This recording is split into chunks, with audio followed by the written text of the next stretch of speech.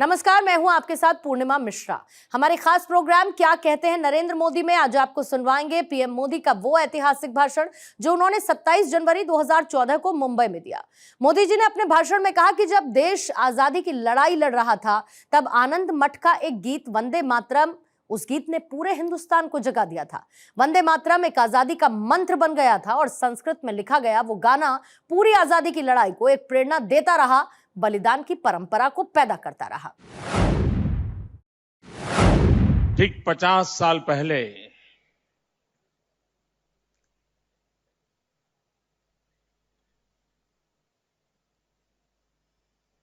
एक गीत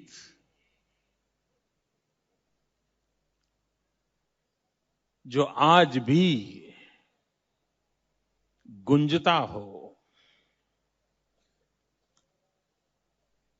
जिसके शब्द, जिसके सुर, जिसके स्वर कोटि कोटि हिंदुस्तानियों की रगों में, दिलों में, दिमाग में जगह बना चुके हैं। जब देश आजादी की लड़ाई लड़ रहा था तब आनंद मठ का एक गीत वंदे मातरम, उस गीत ने पूरे हिंदुस्तान को जगा दिया था। वंदे मातरम एक आजादी का मंत्र बन गया था। फांसी के तख्त पर चढ़ना हो तब भी वंदे मातरम का मंत्र गूंजता था। आजादी के लिए जेल में सुबह होती थी तो वंदे मातरम के नारे से होती थी। अंग्रेज सल्तनत के खिलाफ अपना गुस्सा प्रकट करना है तो वंदे मातरम की घोषणा से होता था। संस्कृत में लिखा गया वो गान पूरी आजादी की लड़त को एक ताकत देता रहा, प्रेरणा देता रहा, बलिदान की परंपरा पैदा करता रहा।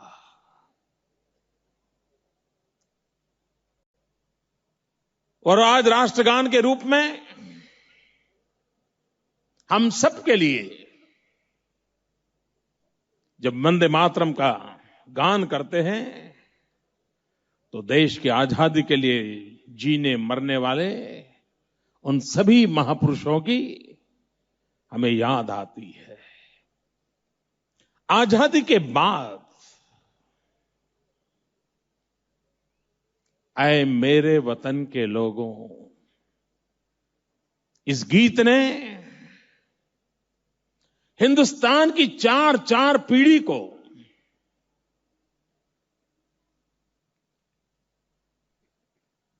युद्ध क्या होता है, सेना क्या होती है, सेना के वीर सेनानी क्या होते हैं, सैनिक क्या होते हैं, हंसते हंसते अपना जान भारत मां के लिए लोग कैसे बलि दे देते हैं। एक गीत को जब उस भाव से सुनते हैं तो पूरी युद्ध की भूमि के वो दृश्य हमारे सामने आकृत हो जाते हैं। जो आज से 10 साल पहले पैदा हुआ होगा उसे भी वो प्रेरणा देते हैं। कभी कभी मुझे विचार आता है, अगर प्रदीप जी ने ये गीत लिखा न होता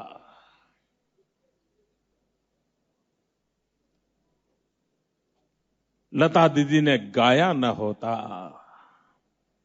तो क्या 62 की लड़ाई हमें याद होती क्या? वो वीर शहीद हमें याद होते क्या? पता नहीं इतिहास के पन्नों में कहां छुप जाते। लेकिन इस गीत ने सबसे बड़ी जो सेवा की है, दीदी के स्वर ने उसमें जो जान भरी है, जिसके कारण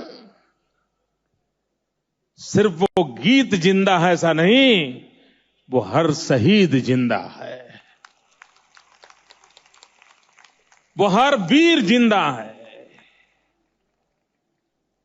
और ये गीत, ये सुर, ये स्वर, ये शब्द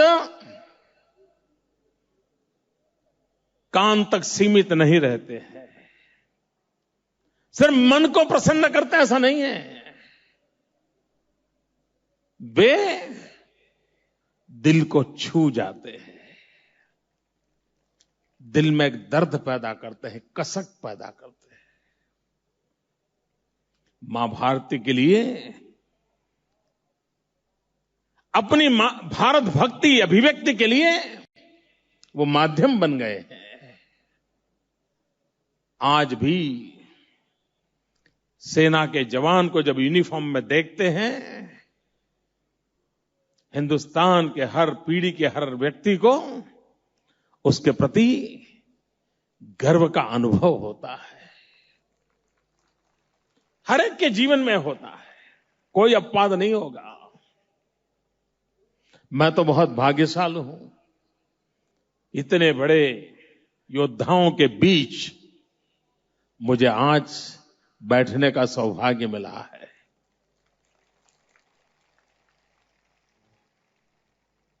और समाज वीरता की पूजा करता है, योद्धाओं की पूजा करता है, उनके पराक्रम के गान गाता है और नई पीढ़ी को जीवन जीने के लिए तैयार करता है। भाइयों बहनों,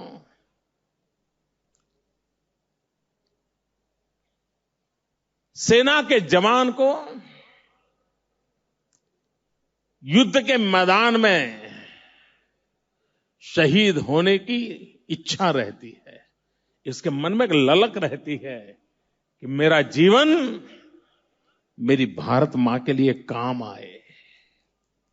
हर सेना के अंदर बैठे हुए हर व्यक्ति के मन में रहता है कि मेरा जीवन भारत मां के काम आए। ये छोटी घटना नहीं है मित्रों, इससे बड़ी कोई प्रेरणा नहीं हो सकती है। लेकिन जब उसी सेना के वीर जवान को युद्ध की भूमि पर नहीं, अपने ही कैंटोनमेंट में या तो एक स्थान से दूसरे स्थान पर जाते समय बुज़दिल आतंकवादियों की गोली से मरना पड़ता है, तब उसकी पीड़ा कितनी भयंकर होती होगी जिसकी हम कल्पना कर सकते हैं।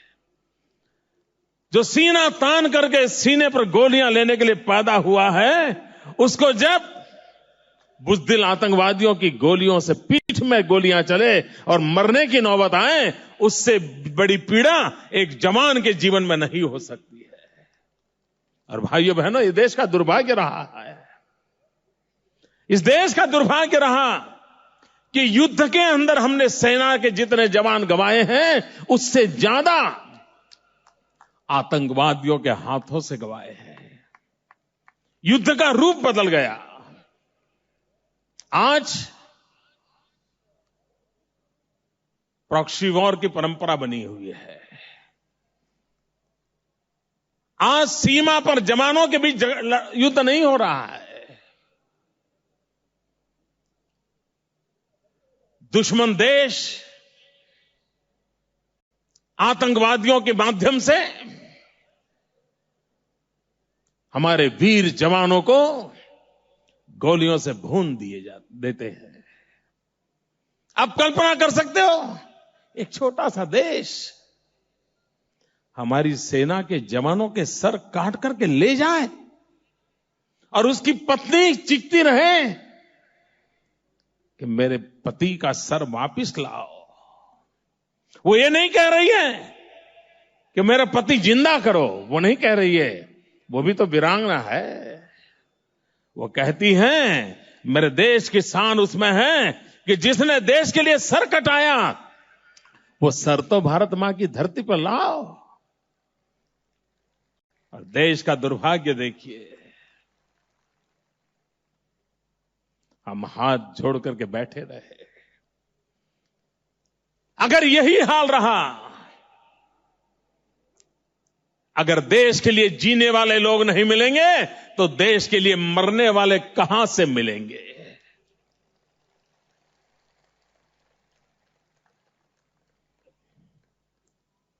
और इसलिए शासक का कर्तव्य होता है, सेना के जवान राष्ट्र की भुजाएं होती हैं, उसकी गरिमा, उसका सम्मान, उसका गौरव, वो राष्ट्र की रक्षा की गारंटी बनता है। और हमारे यहां तो मंत्र है, राष्ट्रयाम जागरयाम वयम। हमें अविरत रूप से जागरूक रहना होता है। भाइयों बहनों, दुनिया का कोई देश ऐसा नहीं होगा कि जहां पर अपने वीर शहीदों का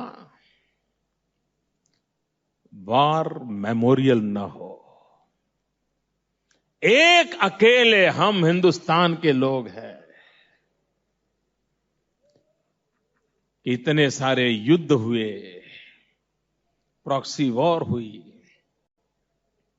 हजारों जवान शहीद हुए, लेकिन हमारे देश के पास वॉर मेमोरियल नहीं है।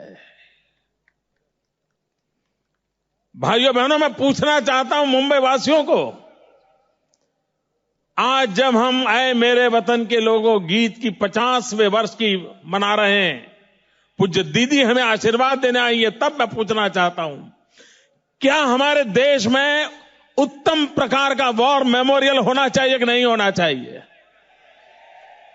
वो बनना चाहिए कि नहीं बनना चाहिए?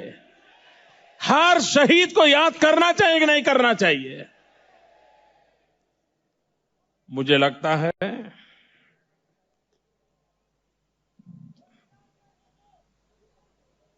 कुछ अच्छे काम मेरे नसीब में ही लिखे हुए हैं।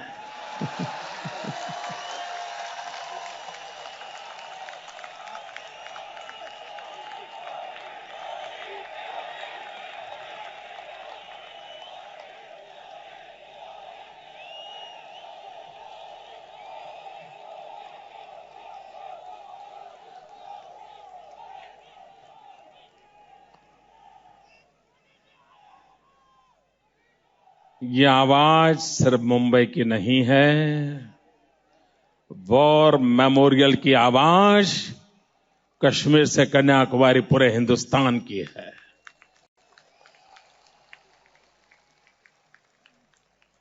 और जनता की आवाज ईश्वर का संकेत होता है।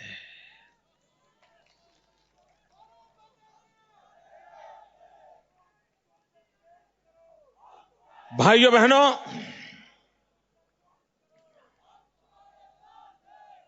हमारे देश का दुर्भाग्य रहा कि आज भी हमें सेना के लिए शस्त्रास्त्र चाहिए, वो हमें विदेशों से लाना पड़ता है। आप कल्पना तो करिए भाइयों, पराई बंदूक से गोलियां क्या चल सकती है जी।